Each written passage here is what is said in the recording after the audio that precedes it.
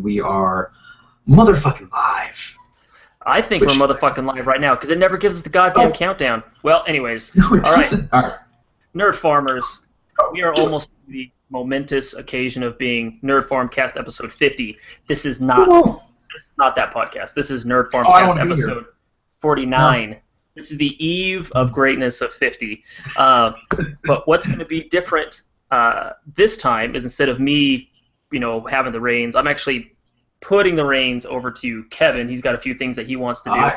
And then we'll talk about E3 that happened last month. And then also I gave him a little more control because I didn't pay much attention. Like I watched a few of the press conferences, only like Ubisoft, Microsoft, and Sony. Yeah. Those are the only ones I watched. But without further ado, this is Nerd Farmcast, episode 49. I am Burke. I am Kevin.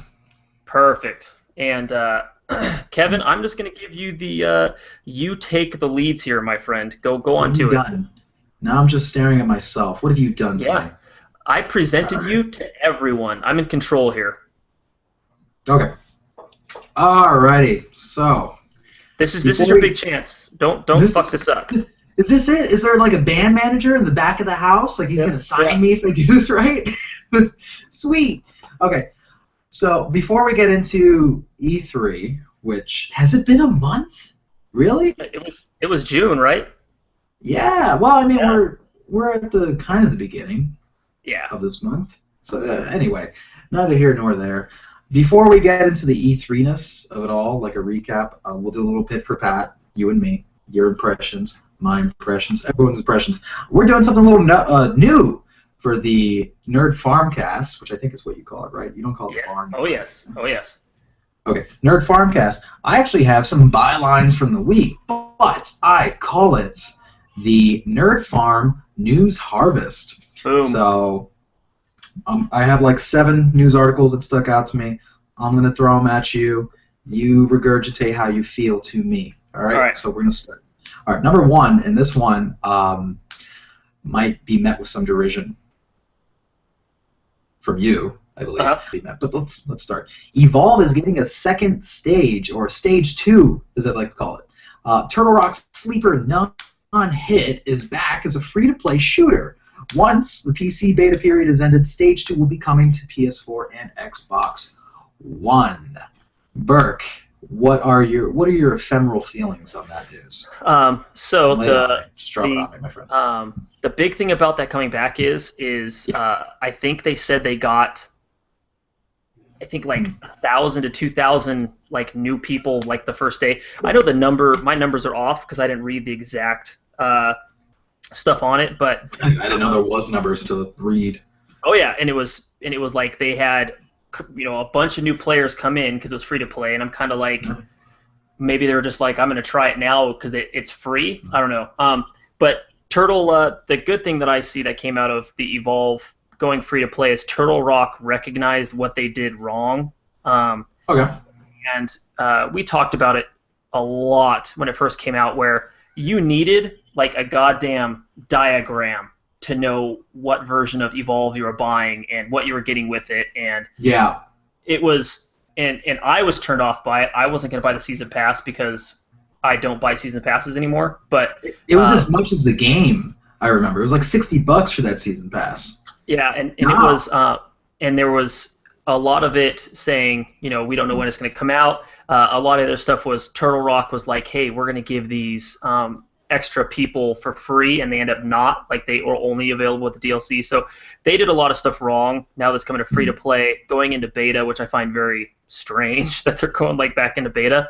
But I really enjoyed Evolve, and Evolve 1.2, whatever you want to call this. Even when it comes out to console. Second stage, yeah. Stage 2. I'm thinking of like one of the initial D spin-offs or something. Well, I think Stage 2. I think when the monsters go in stages, right? So they're like stage 2, whatever. I don't know. I played fucking 5 minutes of the game. I think I played the beta. Wasn't too impressed. Didn't get it, and apparently a lot of people kind of followed suit. I loved it. But then the biggest fault was it brought in a new monster, and the new monster was very overpowered, and I think a lot of people were drawn off by it. So it was like new like characters they couldn't use, this new godlike monster and stuff, but you can't. I can't fault Evolve too much because Titanfall fell off just as quickly as Evolve did. So. It did. Despite its acclaim, too. Everyone was praising it, saying Titanfall was a fucking COD killer, and then about 2 months after release, it was a fucking graveyard. Yep. So I don't know where we went from there. And people are making the argument with Evolve too that maybe, especially for the console kin, if you want to call them, they weren't ready for like a multiplayer-centric, like multiplayer-only kind of thing. And yet, to which I say, over fucking watch. That has sense. It's just about your message. It's about how you handle your PR, especially, which is something that needs to be thought about in today's day and age. It's not just like, here's a game, it speaks for itself, here you go, bro, which is Turtle Rock's stance. Because they even said in one of the posts about the free-to-play version of the game was that we were so just taken aback by how we went from this initial really great response, and then when it came out, suddenly it was like terror and hatred. And it was like a lot of it, they feel a lot of it had to do with their DLC policies and this and that. Yep. I think that's part of it. Part of it was that for me personally, I didn't see a lot of replay value in it. A lot of the online matches were just like, what the fuck am I doing? And, I feel like I'm completely underpowered to fight some of the monsters. I didn't feel like there really was like an even playing field. So, I don't know. They're saying they're changing the mechanics for this new version. Hopefully a lot of that's being addressed. It just I don't want to talk about Evolve too much. No, we really got into a tangent. Yeah, we got into it. It just missed a few marks, and Turtle Rock was trying something new. And the thing is, where you talk about the replay value, you can't argue with it's only because they had so many maps and 4v1. I agree with you. I don't think people understood a lot. But let's look at Left 4 Dead and Left 4 Dead 2 that only had a few maps and incredible replay value. Incredible replay value because of the fucking director system. I'm even gonna praise Overwatch that only has 21 characters and it's 4, 8, 12, 16 maps, and I love every minute. I'm not tired of it. So I mean, you just got to find what works. Continue. All right, continue. All right, we're moving on.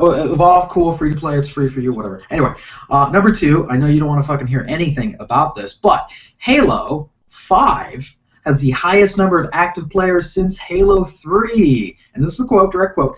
"This isn't something we've talked about yet," said community manager Andy Dudinsky, or Dudinsky, I hope it's Dudinsky.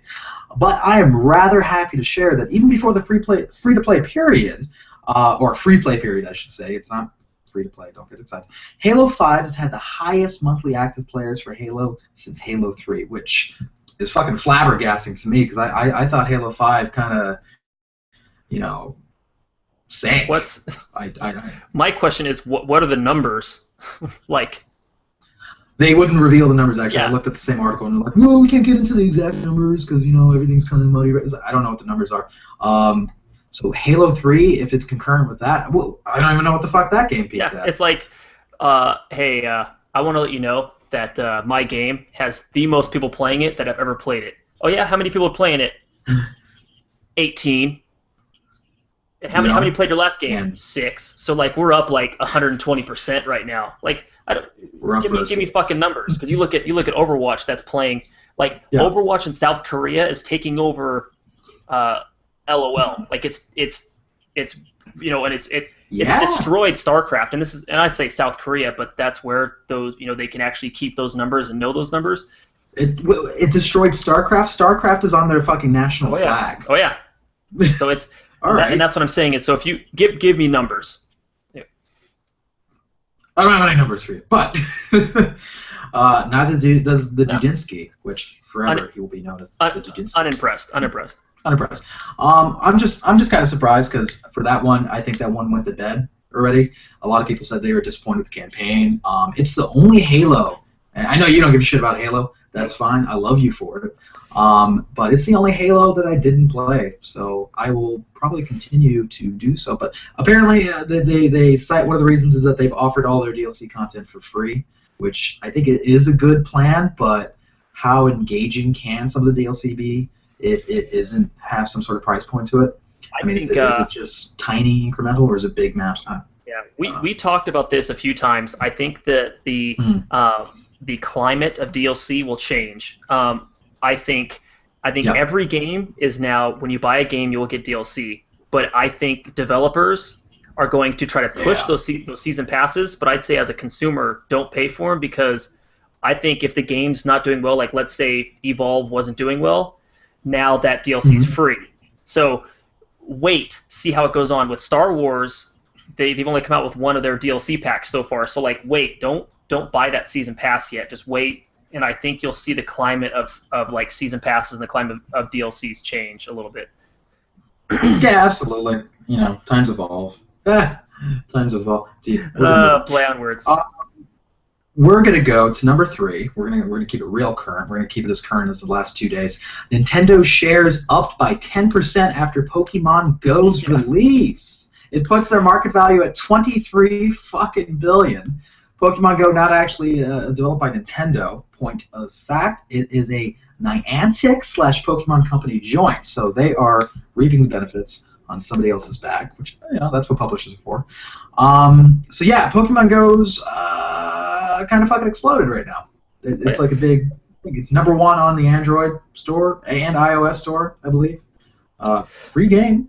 Yeah, I was playing it earlier. I played it right before you started this podcast. And I am not going to play it. I like Pokemon, but I'm not into like flinging a Pokeball to catch Pokemon. And I will leave my house when I want to. Yes, I've only caught Pokemon in my house, which is very lazy. But I didn't know there was that many hiding. I do know that Pokemon Go is available because my Twitter feed, Facebook is filled with fucking pictures of them. Like.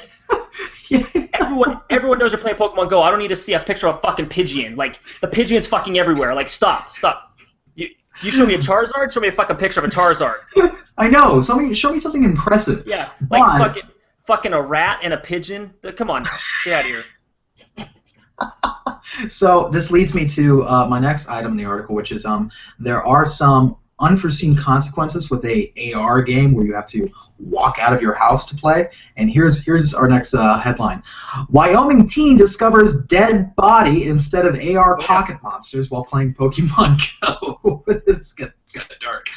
So 19-year-old Shayla Wiggins of Riverton, Wyoming, was looking for a Pokemon at a natural resource, thusly deciding to hop a fence near a river.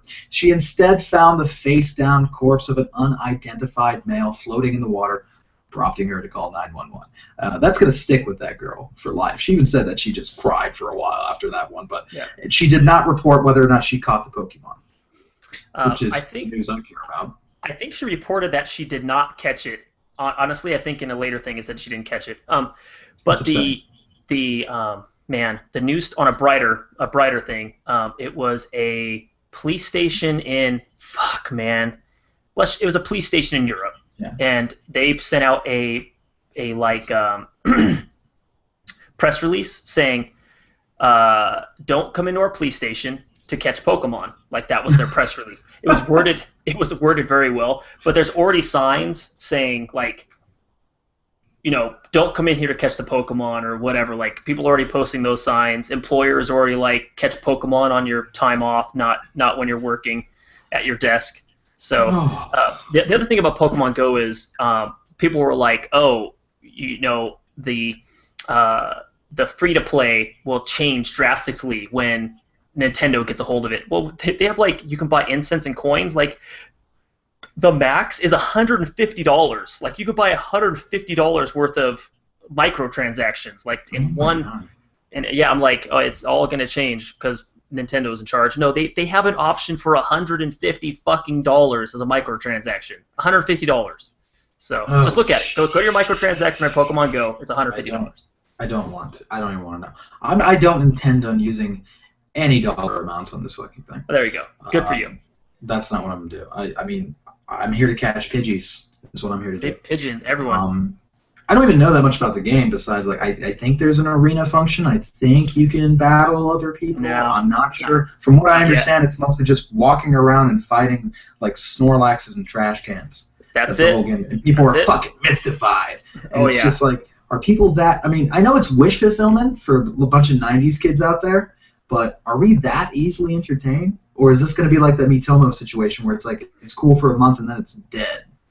I think it'll be cool for a month until it's, but then it'll be everyone's excited to go catch that Pidgeon, every single person, and now they're gonna be like, okay, I have 52 of these things, and they're not gonna catch anything until it's like rare. Yeah.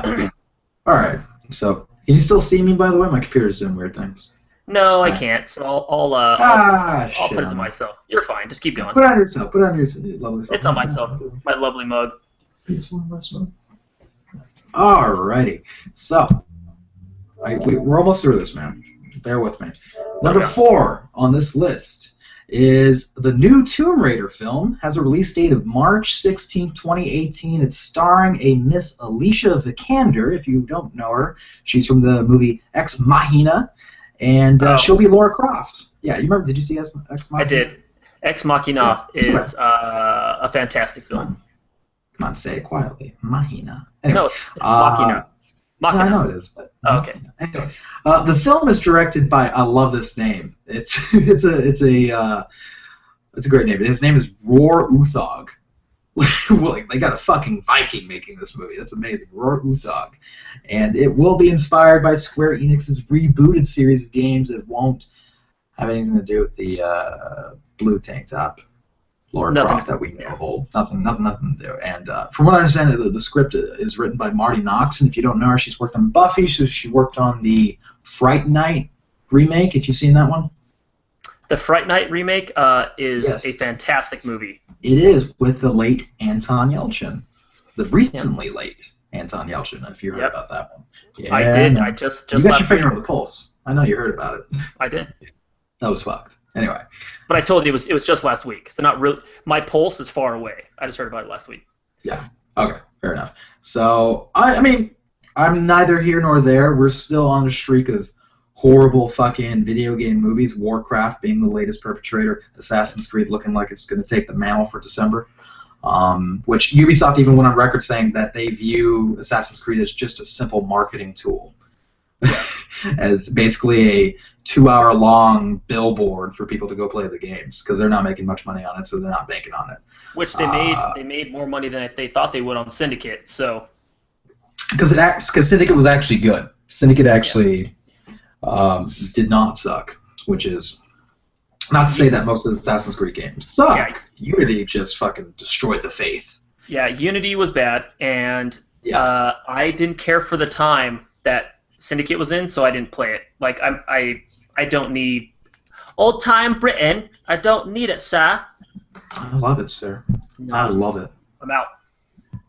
You're out. You're outsies on that one. We're out. Okay. Yeah. And then number 5, which we haven't been able to discuss this at all, but let's start. This will be the ice. Like, we'll get into this with the E3 talk. Whatever. Okay. So the Resident Evil 7 demo reaches 2 million downloads in its first week, breaking the record for single-player demo releases on PS4. And to put it in perspective, 2 million downloads means you had to have PlayStation Plus to have it, so 10% of subscribers got the demo. And apparently Capcom is hinting that the illustrious, mysterious Dummy Finger is might be... They might put an update to the game that actually finally figures out the Dummy Finger mystery, because I think they just didn't do anything with it. I'm sure you've heard of the Dummy Finger shit. Yeah. Well, I've done a couple things with it. I read your great piece, so anyone who wants to read the great article on Kevin's The Red Herb, go to that, the Tumblr. Great little article on the Dummy Finger. The Red Herb, the Tumblr. The Red Herb, Tumblr. And I did have Resident Evil 7 demo written down. I've only played the 2 different versions, the one where you go at the very linear version that leads you through, and then where you cut through, you go right to the fireplace, stuff like that. So I played through it twice. I really liked it. You read my tweet where I think Resident Evil 7 will only be successful if Umbrella isn't so much like in charge of everything, but more of like a conspiracy. Like Umbrella's not supposed to be around, but somehow they want you to believe that it still is, and that this incestuous backyard family is actually not so crazy as with conspiracies, although they're crazy because they're inbreds. But I think the dummy finger is, I think it's gonna be fan service because I don't think they had any plans with it, and they're like, oh shit, people really paid attention. We better. And it reminded me of the high fidelity thing where he's like, what would you say if I told you I haven't seen Left 4 Dead 2, or I haven't seen Evil Dead 2 yet? And he's like, I think you're a fucking liar because we just saw it last week. So I think it was like kind of that interaction. Yeah. Which I even said in the piece, don't fucking be surprised if you see a patch mysteriously for the demo, and suddenly the dummy finger has a fulfilled destiny. I think it was just a throwaway bit of code, maybe something that just gives you the idea of what the throwback to item management is, which you could look around on items like the first game, but I didn't think they had an intention for it. Yeah, isn't there something else that you can't use in the demo though too? Like there's a dummy finger and there's the axe, thank you. So I'm like, there's two items that right now have not been found to serve a purpose. So. Right, which the axe, I think it just demonstrates what the melee is going to be like in the game, because I think it's going to be a heavier focus on melee. Although the trailer did show there will be guns, and it has been confirmed that this kind of ghost house simulator that the demo is will not even resemble the final game. Yeah. They just wanted to give you kind of an idea of the atmosphere, and although they did say the videotapes are a big part of the game. Whereas, unlike having files in the original Resident Evil, you play the files. You live the fucking files. I think that's a brilliant idea. No, it is. I love that idea. They were like, Capcom was like, man, Konami threw away PT. Don't mind if I do. They just pick up the reins. Yeah, and in fact, they even got one of the devs on PT on board, and they didn't blast it out, but it's been confirmed that the guy that wrote Spec Ops: The Line is doing the script. Which I even pointed out, I think I did a playthrough on YouTube, that their writing is better than ever, and they've only given us like maybe 2 minutes of lines. Yeah. I'm like, okay, yeah, this is believable, finally. Finally took us like, 20 years of Resident Evil to get there. But we'll dive back into that. That's the demo. I got 2 more things on the list here. Number 6, I think you'll love this. Rockstar's PS2 classic The Warriors is on PS4. It features full 1080p upper rendering and enhanced features such as trophies, share play, remote play, activity feed, the bells and whistles, everything you fucking need. I love this game. I love they brought it back. They didn't really remaster it. They didn't really do much to it. It's kind of like the other when they ported GTA 3 and Vice City to the PS4, which they did very quietly. It's just there. I didn't even realize. I had to look at the Warriors listing to find out that they did all of those. But I'm so excited. I love that. I like what they did with the adaptation. They even went past the movie parts that didn't really make sense for a game. Or I'm sorry, it didn't make sense for the film. Made it into the game. Yeah. Good game. This is also on the eve of they're bringing the Warriors back as like a TV adaptation. So there'll be a TV series coming up also. I'm weirder about that one because it's an hour long. Okay, so you had me at a TV series adaptation of the Warriors. You have me at a remake of the Warriors. You don't have me at an hour-long retelling of it. That's only a one-shot. Like, what is that? I don't understand that. I don't know. There was a lot of filler in Warrior, but it was a cult film in the 70s. Films were made different then, so you have to look at it that way. But as we talk about news and remakes coming back, Red Dead Redemption is now available on the Xbox One. It is, if you go to Nerd Farm, I place it as the greatest video game of last generation, period. The best game of last generation. So anything on... I will kindly disagree with that. I will. Did we have You can guess what my fucking favorite of last generation is. It happened at the tail end. You have to tell me. I have to tell you right now. It's The Last of Us. Okay. Now, it's funny that Kind of Funny had an argument about this too. Which one is better, Red Dead or Last of Us, as the best of last generation? And I think hands down Last of Us. We will. This will make a fantastic hour-long podcast, just us going back and forth between Red Dead. So let's save that conversation. That will be a fucking amazing conversation. Pocket it. Pokemon Go it. Pocket it. Yeah, pocket it. Let's take it here and pin it over here, and we will talk about it. As we will have a very structured, very polite, sensual debate on. Yes. Because I agree with you, Last of Us is great, but it's not Red Dead. So we'll go through that. But that is the other part of the news that I think that just came on. You talk about the Warriors. Now Red Dead is that's fitting. So anybody who has somehow not played Red Dead or heard of it, you need to play it. So you do, and I wish they remastered for you, but this is the next best thing. Backwards compatibility.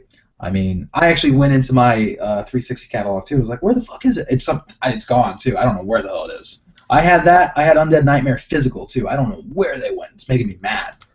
Mine are on PS3. So. Yeah. I'm sorry for you. I'm sorry for everything that's happened to you. So, number 7, we're going to get into a little gaming politics right here to cap it off. This is the end of the news, the news harvest. We're going to start with popular YouTubers. Which I hate saying that out loud. Popular YouTubers have been promoting a CSGO gambling site that they actually own. So we'll get into this. So we got Trevor Martin. His name is Trevor Martin. He has a stupid. Oh, I see it. Martin's and that's fuck you. Anyway, T. Martin. And Tom Pro Syndicate Castle.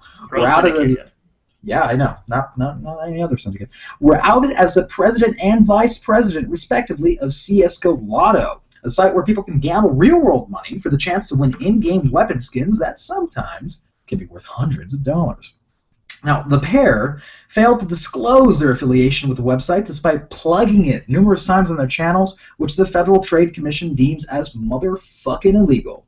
A Bloomberg report estimates in the year 2015 alone, Counter-Strike gambling could be valued in the ballpark of $2.3 billion. Oh my god. For stupid fucking skins. Like fucking skins, dude. I'm gonna go right here. I don't know who's buying these skins, but you are fucking retarded. Like it hurts. It hurts to know this, and it also makes me feel like Did you get a chance to watch T. Barton's first video about CS Lotto, the site he owns? Well, like a promotion video? It was the very first video. And no, I didn't see that. Yeah, so T. Martin comes up and says, hey, I did disclose it. It's in the small print of the YouTube, whatever. I never wanted to mislead people, blah, blah, blah. I will reenact the first part of his first video about CS Lotto. He's like, I'm ready. Hey guys, I just found this awesome site. It's called CS Lotto, and I came in and I was like, it's really great chance for you to get some of these awesome skins. And I was like, sure, man, I'll try this. And so you know what? Let's just put some money in right now. I heard it's really easy to get some good stuff. I went and I bet a few things, and somehow I made like 75 cents. It's really small, but it was such a rush to get the 75 cents. So I just put in like $1.50. So let's go a spin. Let's see what I got here. And he starts typing in. Oh shit! I just got a $70 skin. Oh shit! And like that's literally the first video is him talking about how he found this site that he fucking owns and how he made 75 cents. And then right there goes and gambles and wins like some stupid $75 skin. Like it was the most asinine thing I've ever seen. And for him to say, I didn't mislead me, buddy, is the most awful thing I've ever seen. And he made this very shithead teenager apology video. Oh yeah. As well, that was just like, I'm sorry you guys felt like misled. Like it's on us. It's on us for fucking believing you and your racket. And I've heard of things like this before. I've read an article about how like mining in World of Warcraft. You have actual companies that pay for people's accounts, or they pay for certain people to just basically like radar out an entire area. What's the best place to loot? What's the best place to mine for gold and shit? Or the Chinese like sweatshops that are mining for gold. Yeah, those two. Yeah, those exist. They're real. They're out there. But the thing is, there's been such regulation on Blizzard's part for it that they are making less than minimum wage for about 12 to 13 hours of work a day, and it's work. It's data entry, is what people pointed out. And they say you can make more money doing data entry than this shit. But the CS lottery shit, is gambling. It's straight up gambling. Oh yeah. And for $2.3 billion to be floating out there, it's amazing that Valve hasn't stepped forth. They haven't done a fucking thing. They have this hands-off policy with it. It's like, dude, you need to get this in check.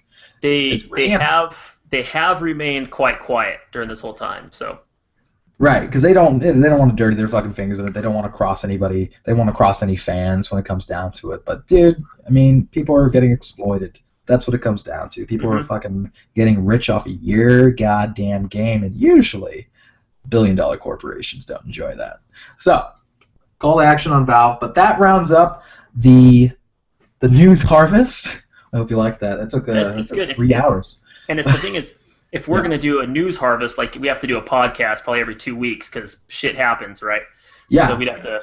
We can make it happen. The slow season's happening for me, but we'll have a meeting of the minds afterwards. Yeah. But we're gonna get into some E3 shit a month after the fact. I'm glad the dust has settled, actually. And I level head. I think so. And it's like everyone would want to talk about the big things, but the thing that comes with E3 is it really doesn't matter when you talk about it, because everyone's either seen it or read the news. So if people want to know about E3, they're looking and listening to this podcast for our opinions, so they're going to get our opinions, not, hey, this is the news, because it's a fucking month later. So. Oh, no, yeah, we're not going through a fucking itemized list of what came. No. There's some shit that didn't even make, like, headlines that's coming out. No, we're getting some general impressions. So you said, which conferences did you see, Bert? So I watched bits and pieces of Ubisoft. I watched all of Xbox, and I watched all of Sony. Okay, so you missed out on EA and Bethesda, basically. Yeah, so I missed Bethesda, I missed EA. So I should say you didn't miss a fucking thing. And that's the thing is I'll just go, and before we get into, like, the more, detailed E3, I don't want to say winners or losers of E3 because everyone has their certain opinions. But Xbox was they're still on this thing where they're obsessed with buzzwords. They're obsessed with thinking that they need to show us, like, these new products. When Sony came out and was just like, so we have a bunch of cool stuff. Here's gameplay. Boom! And just fucking for an hour, you were just bombarded with game. Not Microsoft be like, let's talk to the 2 developers, and they're like, I have a great game here. It's a roguelike. And it just goes down buzzwords, and it's like, you're fucking talking, like, stop. Yeah. But some people are into that. Maybe people love to see those developers, hear their awful banter with each other. Maybe some people like that. It's like, save that shit for Jeff Keighley on the sidelines after the stream or before the stream. Don't do it on the fucking presentation floor. Sony had the right idea. They came at you with the goddamn zeitgeist. They slapped you in the face with game after game, and after you were smiling and wet. It was great. Yep. That is the way to do it. Xbox was this very kind of ebb and flow of stopping short, and that looks exciting, and then it's not exciting. And then I wasn't there for it, man. The thing that got me, which it's still my biggest question, is they came out and they're like, look at this Xbox S, this slim Xbox. You can get it 1 terabyte, and I'm like, oh man, that looks really good. I may actually buy this. And then at the very end, they're like, oh, by the way, that Xbox S is you don't need that anymore because we have the Scorpio coming out. And it's like, why do you even say that? Like, They basically monster trucked it. Here comes the Scorpio! Sunday! Like, it fucking destroyed it. And everyone, and then they're like it could be out in the next year for all we know. It's like, why the fuck would I buy a new Xbox One then? Exactly. Why would they invest any money into it? And like they made by itself, it makes a good case for itself. The S, I mean to say. It's got an up-res is a 4K. It's important to know that it's not true native 4K, but fuck you, who has a 4K TV? And here's the thing: is like everyone has a 4K TV, but what developer is making 4K resolution games? We can't even hit 1080p 60 frames per second. Games can't even hit that right now. So they're still calm down with the 4K. Calm down. Right. We still have devs going like, hey, justifying their fucking 900p games. Yeah. And we're like, oh, well, it's all about, the sanctity. Like, shut up. We're not at 4K yet. Why are we pushing it? And who is it really for? I can't get a 4K TV right now. I mean, maybe in 5 years, kind of like how HD TVs take a plummet, but we're not there yet, man.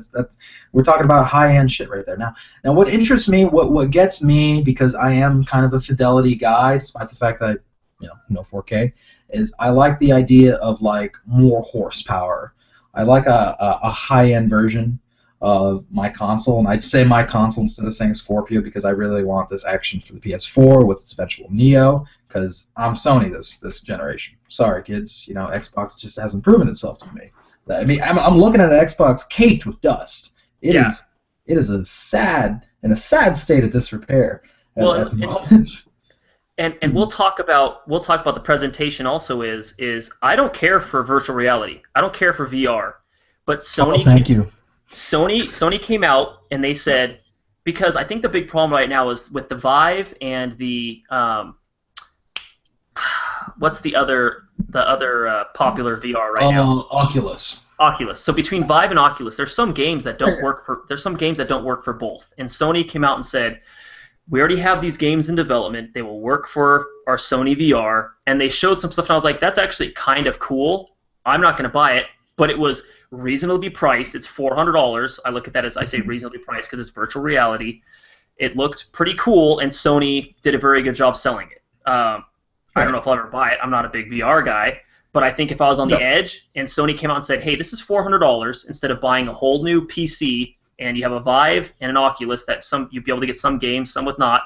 These are the games we have being developed, and then I think some people would be very, into buying that. Right. Okay, so they're doing this thing where they're doing like a Best Buy tour of America with the PSVR, and people are walking away going like, wow, I'm fucking blown away by this. This is cool, man. Like, and people are buying PS4s in the store in preparation for this goddamn thing. But the problem is they have such a shortage. Like their pre-orders are booked up right now. So they'll go to the clerk or salesman or sad sack that gets high on his brakes, and they're like, hey, man, I want to pre-order this PSVR. And they're like, oh, you fucking can't. What? Yeah. And that's kind of a misstep right there. Yeah. So we're gonna have. It's kind of like emergent tech with all emergent technology. There was a shortage, believe it or not, on Kinects when they first came out. Oculus had the same problem where people who pre-order Oculus were getting their consoles after retail's got them. Like, that doesn't make any sense, but it was just the shortage and poorly taken care of. And so another problem that I have with VR, which I think is going to be very endemic for at least 2 years after it comes out, which, what are we, releasing in the fall for PSVR? Is it this year? Is it next year? I don't know. I go into a blank kind of fugue state when you start talking about VR. I don't give a shit right now. I don't either. And that's like, I was like, I didn't care. I didn't look at a release date. I wasn't I said I was interested. I'm not buying it. Yeah, because there's no game, there's no killer app for it that's gonna. Even with Resident Evil, I'm just like, well, fucking Sony just forced them to shoehorn in like an experience, and I've even heard feedback from the E3 show floor is like, the game makes people fucking sick. Like, the frame rate's not quite there yet for it. It needs the analog movement is making people like feel weird because you can move your head independently of your character's movement. It's not going well at the moment. So yeah, it's weird. Because people are excited about that. They're like, oh, it's a first full-fledged game because everything else they're showing off are these fucking, like, the Batman demo is only a goddamn hour.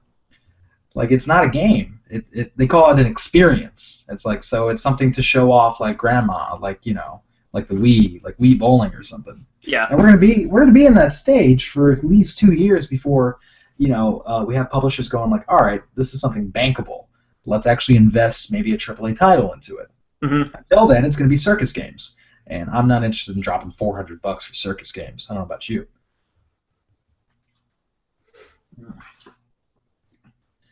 You there, buddy? Can you hear me? I am. I'm waiting for the next thing here.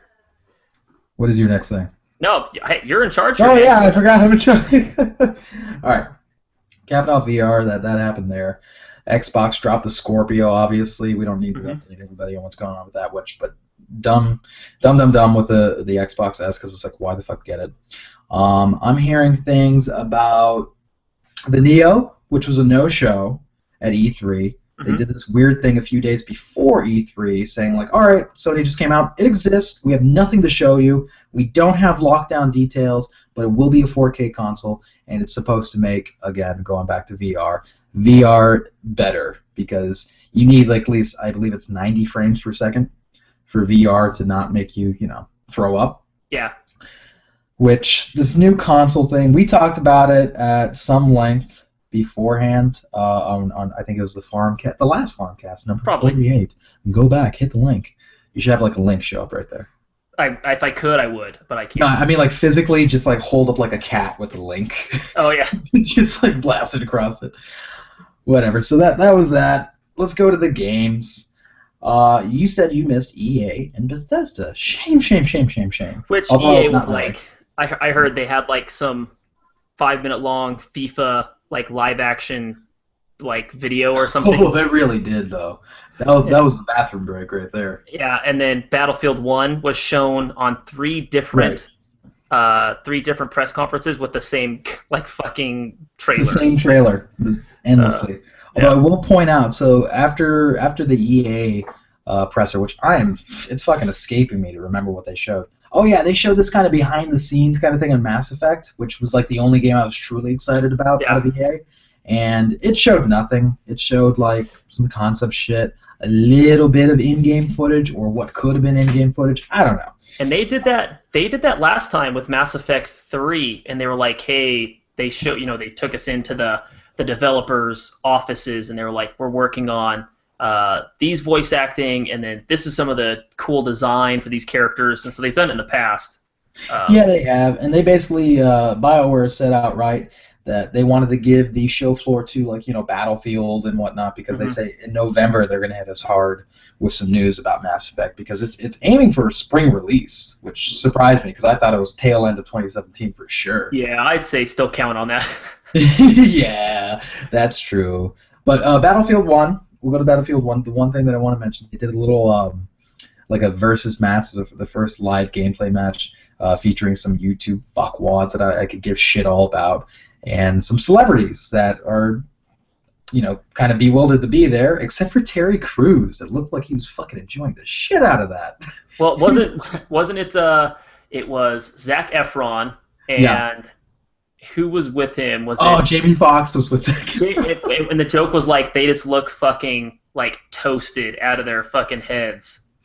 And Snoop Dogg was there, and he literally had a blunt, dangling from his lips as they cut to him like doing gameplay, and you can hear the commentators trying to keep it together, and like, oh, Snoop Dogg's making a good play there with his he's chiefing it so hard, and I'm like, you're right there in camera, buddy. No one cares. It's great. But what else did EA have? Nothing important. Fuck them. Doesn't matter. Continue on. Bethesda. Boring EA's shit. did it already.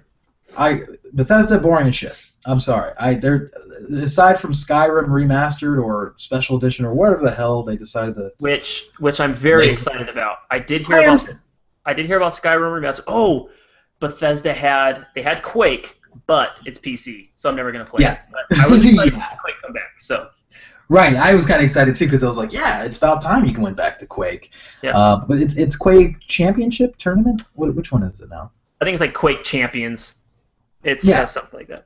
Rad, awesome. They said console's not out of the question, but they're going PC first, which fine, you do you. What else did they had? They had a bunch of bullshit for Fallout I could give two shakes of a shit at. Yeah, it was like Fallout Shelter, and then it was talking about the Fallout mods. Boring. And then hey, Nuka World, and that's it. And it's like, okay, that's it. So you're pretty much you guys are done with Fallout 4, is what you're trying to tell us. And then Skyrim, and then so two things. One thing, they decided to show off about no less than 23 hours of Dishonored gameplay. I'm sorry, I'm not there with the Dishonored. I am not. I know they're pushing it hard, but Dishonored doesn't interest me like that. Dishonored was one of the greatest, not one of the greatest PS3 games, but it is one of the greatest PS3 games. Dishonored 2, huh? I do not believe you, sir, because I played it, and I was like, you, sir, then played it incorrectly. Might have. But because I did not play it with enjoyment. See, you missed out because I played through. I think I played through it 3 times. Did I platinum it? I think I may have platinumed Dishonored. I believe I'll have to go check my trophies. I mean, don't get me wrong. I'm not saying it's a bad game. I'm just saying, of sneaking games, it definitely is like not. It's not one of the ones that I'm willing to swallow that pill. Like Metal Gear Solid, that's one where I'm like, okay, I can get over the whole sneaking thing. This game, nah, I couldn't. I was way into it. I love Dishonored. Dishonored 2 has not been hitting me in all the right places yet. So Well, they tried to because like I said, it was about 3 days later they were finished with a live demonstration. But the other thing that did interest me, although upset me at the same time, is that they're bringing back Prey, but they're not bringing back Prey 2. That game is effectively dead. Fuck all of you involved for making that decision happen. And it is like a very hard reboot that doesn't even look reminiscent of the original game, which, again, to familiarize you kids out there, it's a 2007 goddamn classic, which mixed in everything I loved about Doom and Quake into one crazy alien-centric game that messed with gravity before Portal was even an idea. It was a cool game, and I wanted to go back to that theme, but this one looks like it's a riff on movies like Moon and other sci-fi, dark sci-fi fare. I don't know what they're doing with it. They just showed a CG trailer, which means nothing to me. Once again. Showing me CG means nothing. Yeah. It's like, if you come into a press conference and you show me just a CG or a live action trailer, that does nothing. Like it's nothing for me. You have to show me gameplay, or I'm not interested. So. Which they showed 23 hours in Dishonored, so there you go. They made up for it a little bit. They made up for it. But and that game switched hands to Arcane Studios, the same devs as Dishonored. But I think it's Arcane Austin, which may be a little bit different. But we'll see how it turns out. I'm not about to scorch the earth as it. But we're gonna move on. So with Xbox, we kind of covered a little bit. There wasn't anything that really. I mean, they showed a little bit of Gears 4, which had the worst. Yeah. Fucking like it is the worst voice acting and interaction between characters I've seen in any game since fucking Resident Evil. Like, you mean 1? I mean Resident Evil 1. Like, it was so bad. Like, it was like I couldn't. I'm like, I cannot play this game. And they were like, the banter and the voice acting and the lines were so stupid and so bad. Like, it totally took me away from the game because they were fucking awful. Which is upsetting because the game looks pretty spiffy. It's not reinventing the wheel, which I think, since it's a developer, it's switching hands from Epic to this new dev. I forget the goddamn name. It's like Black Tusk or something. I forget the name. No, they're the Coalition. See, there we go. I got it right. Still doesn't matter. The Coalition's doing it, so they're not going to fuck with it too much. Like, Halo 4 wasn't too drastically different of a Halo game. I think it's going to be a lot of the same with Gears of War 4. Hopefully we get something that's on tier with at least, Gears 3. Gears 2 is my favorite, by the way. I think that's everyone's favorite. Yeah, it has not been topped, and they released 2 games afterwards that just didn't come close. But we'll see. Sparkly physics, and they have this new kind of. They're going back to this horror movie vibe that the first game kind of permeated with, whereas Part 2 was more of like the epic action adventure. It was like it was action, yeah. It was straight up action. The first game did have some horror elements to it. Yeah. But we'll see. I will speak on one thing, and this is going to kind of spitball into another. They showed off a game called Recore, which last year, if you remember, was another CG fuck all. But this year, they had gameplay for. And it's a little bit Lost Planet, a little bit Mega Man. It's from the creator of Mega Man, too. Which, again, spitballs into how much Mighty Number 9 sucks. Yeah. The thing with Recore is, I think if I was more into the platform, like arcade, I would be more into it. But to me, it was just kind of, you have different robots. It didn't impress me that much. But it's because I'm not really into the platform, platform adventure right now. Like Jack and Daxter style? Like that doesn't really vibe with you? No, not really. Oh, buddy. Yeah. But it's okay. It was vibing with me a little bit, but at the same time, he lost a lot of goodwill. How Mighty Number 9 turned out. Which, did you get a chance to play that one? Oh no! No. I read the reviews and heard enough upset people that I didn't need to spend my time on it. Yeah, I heard enough too on that one. Yeah. Which it just makes me crave another Mega Man. I want them to do something with Mega Man, but it just goes to show you shit like this is exactly why Capcom has pretty much given up on it. They don't want the same kind of fallout on their hands. They don't want everyone going like, man, this is just hollow Mega Man, which they let Kaiji take that bullet. Beyond Xbox, there's nothing else really stands out for me at Xbox. So I have one that stood out. I have one that stood out on Xbox. Really? It was the one game that impressed me, and I think it was almost one of the more impressive games. FIFA. Sea of Thieves. Oh. So the four person goofy looking, you're pirates. You can all be on this ship. One person has to steer. The other people have to they can fire. There'll be ship combat and all this stuff. To me, it looked like a breath of fresh air. It was something new. One guy, even though it was all YouTubers, who knows if they're faking or if they're really info, but they left the guy on the island, so he had to find a way to get on the ship because they just left him. Another guy didn't know how to steer real well. Trying to put up a mast, and then they were trying to hit the other ship with cannons. Like, I could see 4 people, if you dusted off your Xbox, me and you got on there, got 2 of my other friends, and just tried to be pirates. I think that it looked fun. It looked fresh. Like, when it first came on, I was really into it, and I watched the entire demo, and I want to play it. So it's called Sea of Thieves, and it looked very interesting. Just like I said, it looked fresh, it looked new, something I want to get my hands on. That one was quickly forgotten by me. But I understand where you're coming from. I don't the whole pirate life, that's not something that excites me about a game. Oh man. Yeah, that I could give a shit about. I love the pirates, and it was like, I know. That's my Assassin's Creed Black Flag, and the fucking nautical combat was the greatest stuff. I played Assassin's Creed 3, and was like, I don't even care about Boston. Put me on a ship.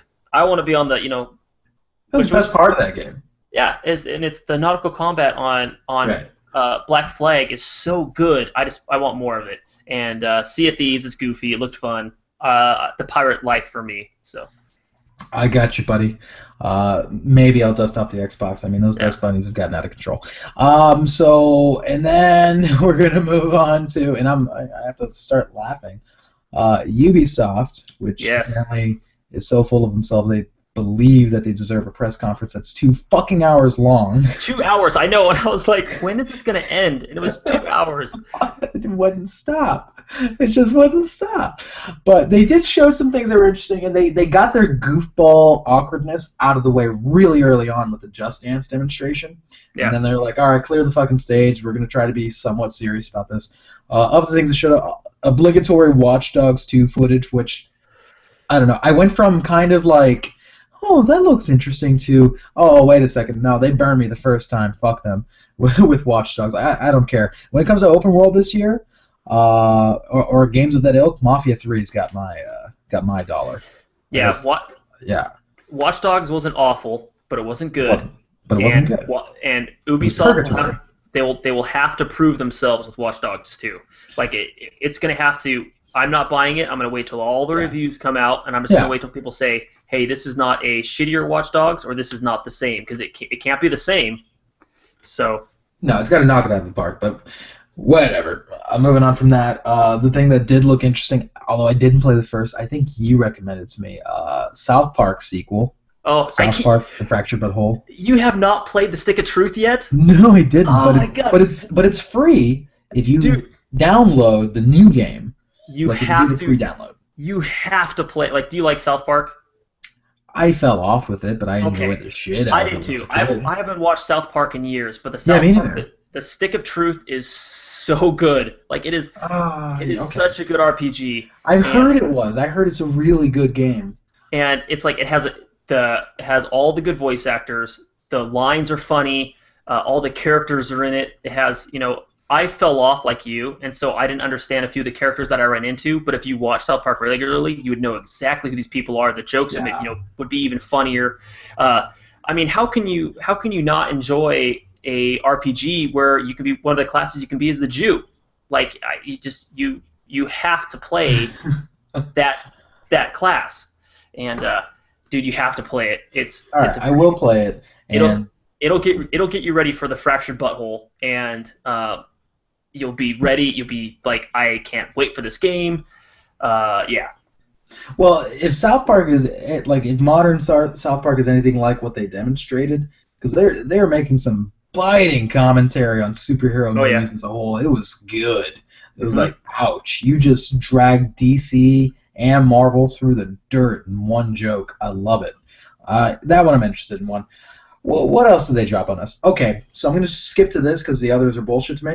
From Honor looks fucking amazing. It's For Honor, and it's For Honor. It's For Honor, and Right. I don't pre-order games anymore. I am pre-ordering the shit out of this game. So I played it at PAX Prime last year. I think I played it 3 times. 2 as media. Once I waited in line. I was like, I have to play this game as much as fucking possible. As I talked about, Sea of Thieves is like a breath of fresh air.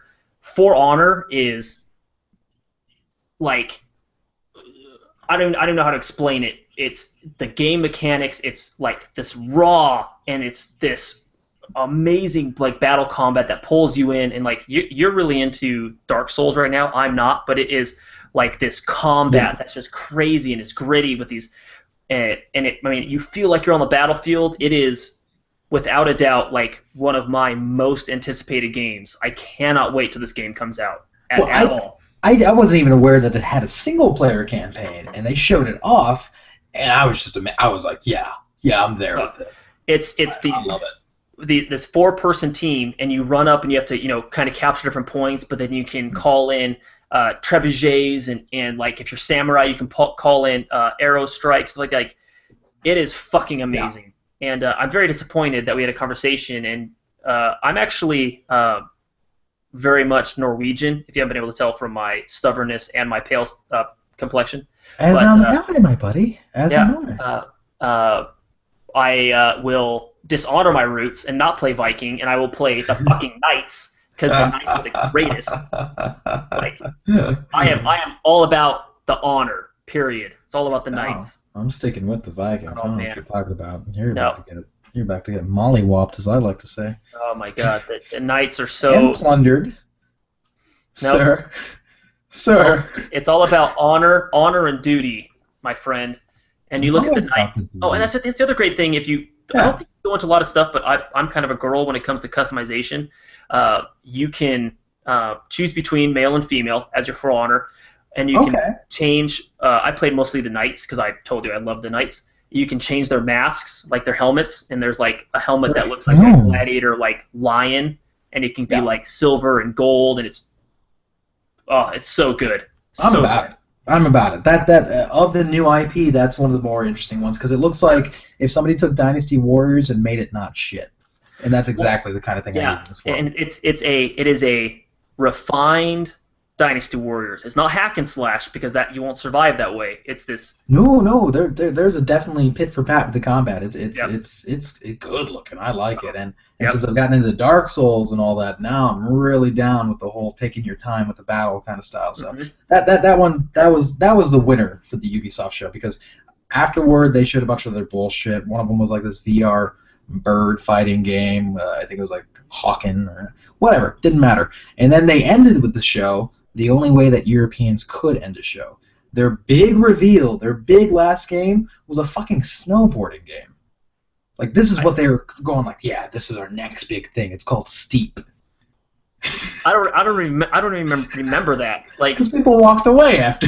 Yeah. Okay. So the idea, it's basically SSX3, where it's an open world mountain, and you can like go from skiing to snowboarding to the thing that involves a parachute that I don't remember the name of. You know what I'm talking about? You parachute. Nope. You got parasailing, something. Whatever. Fucking paratroop. Anyway, that's a whole thing. It's all online, active, reactive. Did not give any kind of fuck about it, and it was just kind of like you can hear the audience scratching their heads like, so this is what you waited to show us. So, like we were expecting like Assassin's Creed or something to drop out of nowhere, but did not happen. Which, by the way, a big salute to Ubisoft for having the actual restraint to stop themselves from publishing a hasty Assassin's Creed this year in time for the movie. Well, they said they're gonna Assassin's Creed's gonna be every 2 years now, so. Smart. Yeah. It's smart because you build up pretty much fan interest again. You let the one game gestate and kind of sink in with people. That's a good idea, and I like that. So that Ubisoft over, dead, done. Let's go to the prime event in my heart, Sony. We're on Sony now. So I don't even know where to begin. Actually, I know where to begin. Fucking God of War, dude, looks so good. It was, for me, it was very interesting. I'm not going to say it looked bad. I'm not going to say I was like, I'm really into it, but it looked new. It looked interesting. So I'm not going to say I'm sold, but I am interested. Yeah, well, I fell off with the series with 3, although it's critically acclaimed and blah, blah, blah, blah. I hate the story in God of War. It has no story. It's just it has rage guy.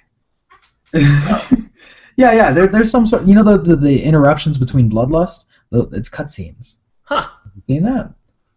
Me between like finding women's G spots. There's a story.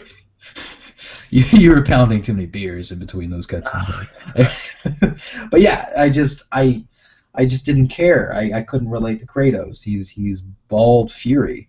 I have enough of that in my life. So this one, where it's kind of this older, wiser Kratos, he's got a son. You know what? It looked like The Last of Us. No, it really did. It really, really did, which is not a bad thing. Steal from The Last of Us, the rest of video gaming world. Do it. It's a great game. There's a reason it's a great game, but make your own shit at the same time. So God of War, good, strong opening. Surprised people that it was happening. They dropped the number. He's going to be fighting some, was it Norse mythology? Which that's got me going. Mm-hmm. That's got me juiced up there, guy. I like it. But we'll move on from that. Horizon got delayed, which upsets me. Horizon Zero Dawn. Most cumbersome title, but a great looking game. Yeah, it looked once again. It looked very interesting. Especially they took that demo and really went away from the action and more towards, hey, look at all the stuff that we're gonna put into this game. Whether weapons have different functions, you can build different stuff, and so you look for weaknesses on the different mechanical dinosaurs and everything. Which is such a cool part of me. Like, just the amount of damage that you could inflict on the enemies was amazing. I like that. I do. I like that it's not just like, oh, I hit you wherever in the body and you fall down. It's like, no, you actually have very reactive damage animations. That's fucking cool. Yeah. And I like the world. I like it. I'm digging on that. Horizon is one of the most interesting new IPs out there, next to For Honor, next to not Steep. Then we move on to what do we have? What are some of the surprises here? They showed something. I'm getting them all like jumbled in my head. I have a few written down. So yeah, I know they're like toward the end they just started slapping us in the face. I know they're doing New Crash, or not New Crash. They're doing old Crash, but new. Yes. So the first 3 are getting remastered, which is unusual because PS1 games do not get remastered. I was squeeing like a little like nerd fanboy when Crash came out, or heard the Crash theme song, and so I'm excited about that. That'd be and cool. Especially even Naughty Dog. I don't know if they knew this was coming to E3, and so they threw Crash Bandicoot into Uncharted, and then Crash Bandicoot shows up at E3. Like, yeah, you guys are brilliant. No, yeah, that was a good move there. So there was also let's get to my meat. Resident Evil 7. We talked about that. We talked about it a little bit, but just my initial reaction to it, I had to be told it was Resident Evil 7. It's so unrecognizable to what we've known from the series. It's first person. It is going back to straight up horror. Mm-hmm. It looks interesting. I'm excited for that one, and playing the demo just gets me more excited for it because I was just like, this is so different, and that's what we wanted. We didn't want this fucking Michael Bay action roller coaster thing that they were doing for 3 releases now. So that was cool. That was a good surprise. The addition of VR, don't care. And then they went into this whole VR spiel like afterwards. Yeah, they did a bunch of VR, and that's what I'm saying is it was smart of them to say, hey, here's all the VR games we're going to have, the plan we have for VR. So that's very smart of them. Some of the games that I think the one Days Gone. I'm not into that, and I think a lot of people were relating it to The Last of Us, and I'm like, no, because the guy's just mowing down. Right, which is not the tenets of The Last of Us. Which is not The Last of Us at all. Like, it reminded me closer to like a serious Dead Rising. A serious Dead Rising, yeah. So I wasn't too impressed with it. I don't think the story is going to be that good. Like he's searching for his brother or something. So I don't know. That it could be good. It's by Sony Bend, and there's a lot of excitement over Bend. I forget why. They did something back in the day that made people get Sony boners, and more power to them. And from what I understand, behind closed door demos of the game, there's a lot more mechanics going on behind the scenes that they didn't have a way to demonstrate on stage with that first initial reveal. Like there's some apparently, so that one barnhouse scene, you can actually go back and plan traps all over. You can plan your escape routes. You can think about the game more tactically than what looks like just a reactive gunner. So they didn't show that at all. They just showed like, hey, check it out. There's more zombies than has ever been in a game. There's a ton of zombies, and he has infinite ammo. So. Right. No, like apparently they really play up the bounty hunter aspect in the game, which I think is the right way to go. That's cooler to me than just a straight, mowing down zombies and riding around on a Harley. Boring. Yeah. So we also got, I'm just gonna go to the meat of it. Fucking Spider-Man. you and your Spider-Man. You don't know. Spider-Man didn't even like register on my radar. I was like, it's Spider-Man. You shut your mouth. Spider-Man. By none other. Actually, before the press conference, everyone was saying Sucker Punch was working on it, which was kind of like cool, I guess. I mean, I was kind of underwhelmed by Infamous Second Son. It was pretty to look at, but didn't have the same substance as the first two games.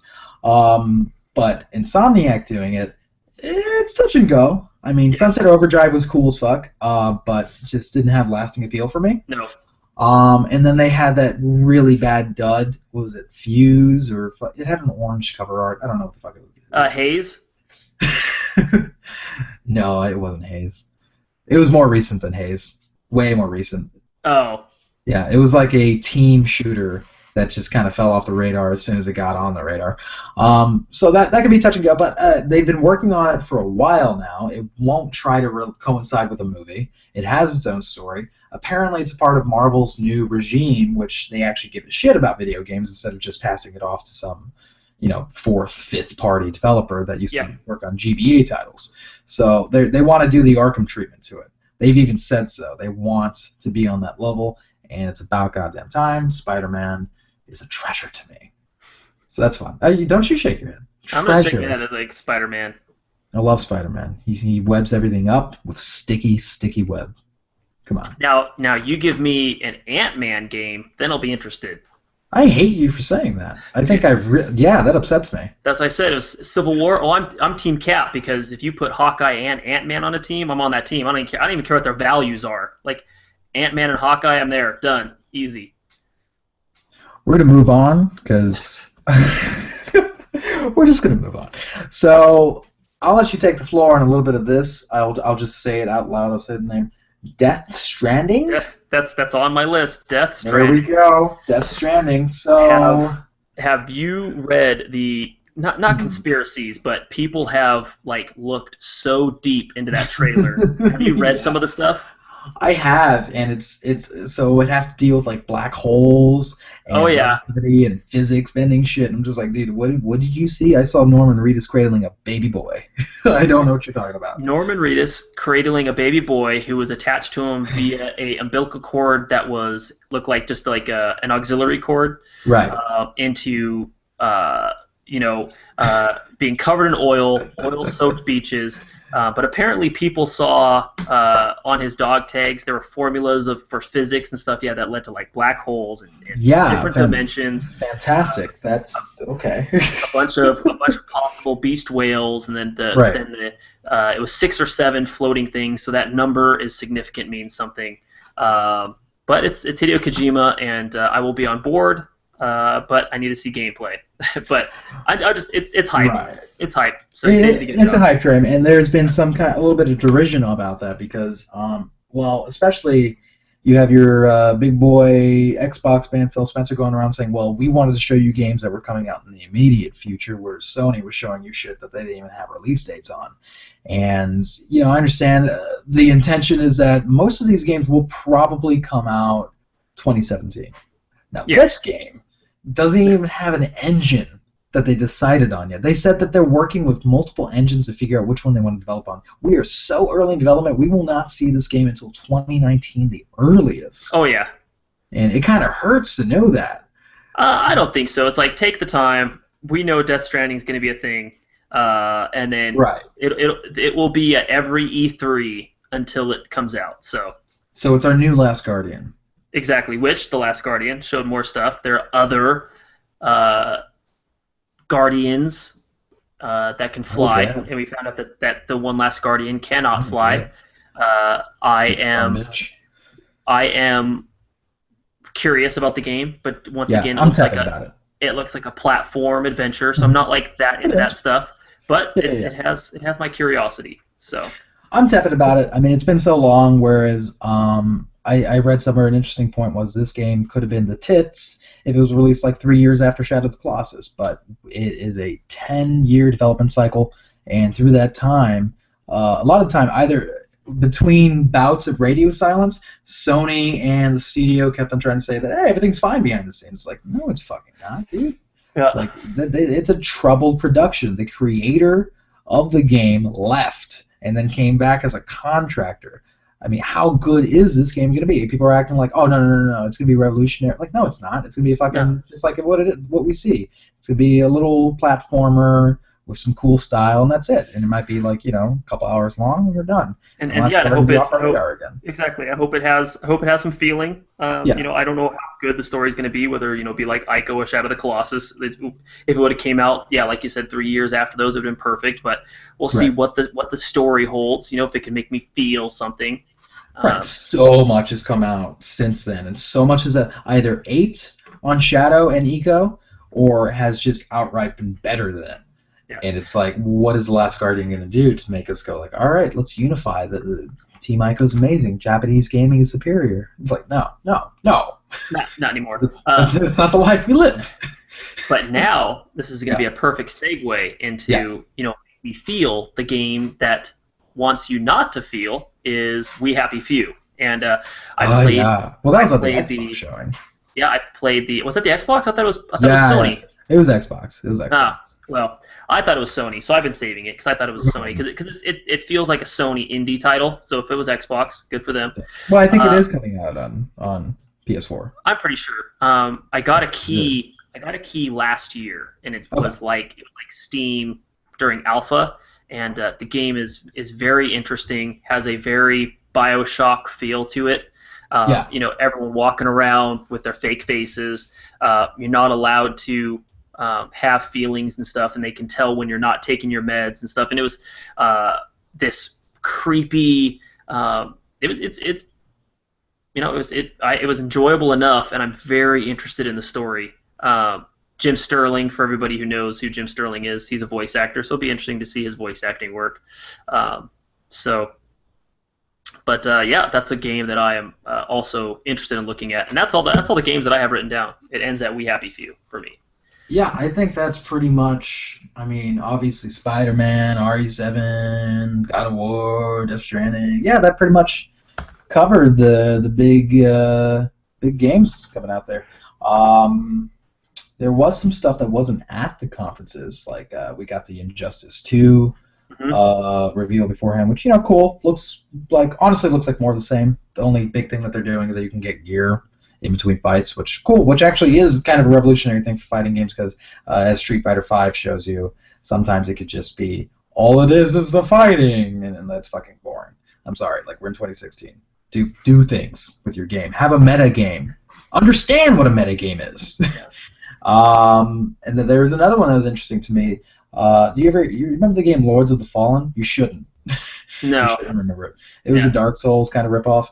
These guys are back at it again, but now they're doing a robot version of Dark Souls. It's called The Surge, and it actually looks pretty good because it has this idea when you attack enemies, you can attack specific body parts because you're fighting robots and shit like that. When you attack a certain body part, you can take that body part and then put it on yourself, updating your character. And I thought that the whole like stealing from your enemies thing, that's a cool idea. Yeah, they're going somewhere with that one. And it honestly looks like a Neil Blomkamp like movie as a video game. Mm-hmm. So I was interested to see that one. That one was off the show floor, or it was on the show floor off of the big old demo hall ones. Yeah. What else was out there? No, not too much. That was pretty much the gamut, the gauntlet. Yeah, just the thing to take out was South Park looked amazing. For Honor is the most anticipated game, and you like Spider-Man, so that was the most to take out of it, I guess. I do like Spider-Man, as it were. Yeah, so another E3 in the bag. On Sony's part, the one thing that I think us Americanos need to understand is that they weren't going to show everything at E3 because they also have to space things out for not only TGS, the Tokyo Game Show, which we should be expecting in September, because some people are like, "Where's Kingdom Hearts? How come I didn't see Final Fantasy VII?" They're gonna save that for those shows. That was the other thing. What's the new Final Fantasy? Is it 14? 15. 15. 1-5. So that was the other thing that before we go, the difference between the two press conferences, Xbox and Xbox and Sony, so Microsoft and Sony, both had demos of Final Fantasy 15. Okay. The Xbox one looked boring and not fun. Like it was some guy dodging a giant rock hand and then attacking it. It looked like a game you didn't want to play. And then Sony brought over and had their well-cut gameplay of whatever Final Fantasy 15 was, and it was like, wow, that looks like a cool game. It was just these two different views on the exact same thing. One made it look boring, another one looked like it could sell it. So that was the difference between the two press conferences. Is Xbox lost their hipness? Is it just like dads trying to sell us technology now? I don't know. Is that what's happening with them? I don't know. It's a muddled message on the Xbox front, and not to say that Sony's absolutely perfect. Again, I mean, this VR thing could be a serious misstep. I mean, it just depends on audience taste and how they market it. But they have the share of the audience right now, the bigger share, I should say, and it's kind of up to them to keep on that momentum. And I think E3 this year, they did it. They managed to do it, but it means shit all if a lot of these games either suck or don't come out anytime soon. Yeah. And I think that's Xbox. That was Xbox's point. Oh, all this stuff is coming out like this year or the beginning of next year. And it's like, okay, cool. I believe you. A lot of it I don't care about, and a lot of it I can play on the other console. But it's like, why would Microsoft care about showing things that are coming out? Like, no, I don't think a lot of people watch E3, but a lot of people aren't watching E3 to buy a game that year. Like, nobody's really expecting that. Like, and nobody's watching E3 to want to buy a game. I think that's weird to say, but everyone's looking to say, hey, here's all the cool stuff, but nobody's watching it saying, I hope Xbox shows that new trailer for that game or gameplay because it's going to come out in a month and I really want to buy it. Like, no, that's not what they're watching E3 for. That's not the stage for. We want reveals. Yeah. We want to hear about what's happening in the future. Like I think that for gamers, that's in their head. That's that idea, exactly as you put it. Which again is just, I think it's just Xbox backpedaling again. Maybe they don't have a good long-term plan beyond, like, all right, well, we're saving all the good shit for the Scorpio, and but we'll see. I don't know. But this E3, pretty exciting times. Exciting time for games. I don't think there's a shortage of games coming up. No. I like it, and I got a new Resident Evil that actually looks good again, and that's been a while. It's been a while for that to happen. So, did you get a chance to play the demo, by the way, RE7? Yeah, I told you I played it twice. Oh yeah. Okay. Yeah. Played it twice. Right on. And what are your initial impressions? Where do you think? How do you feel about the new direction of the series? Like I just said, it was like it was good to see them go in the same direction as PT, but it's also unfortunate to see it as them saying that blatantly the real game won't be anything like this. But it was cool to see. It was fun. It was fun to take two parts of it. So I'll take everything with a grain of salt and see when another demo comes out or what they do to patch this one to make different changes to it. When it comes to be like more like the real game. I think the first-person direction is a smart direction, as long as they keep the horror, because the whole point is not to have a bunch of ammo, and I don't want to be shooting zombies or inbred people all game. Like, I want to believe that I will never have to actually use my gun. Like, if I have to, so be it, but I would prefer not to ever have to use it, and it'll be just as scary, Right, and I do like I think the producer in the game did say something. He was asked about, like, so yeah, you guys look like you're going in the direction of like Amnesia and Outlast. Yeah. He's like, he's like, yeah, I think those are great games, but he found them utterly frustrating because he doesn't like a game where you can't attack. Yeah. You can't fight back. And I was just kind of like, yes, he gets me.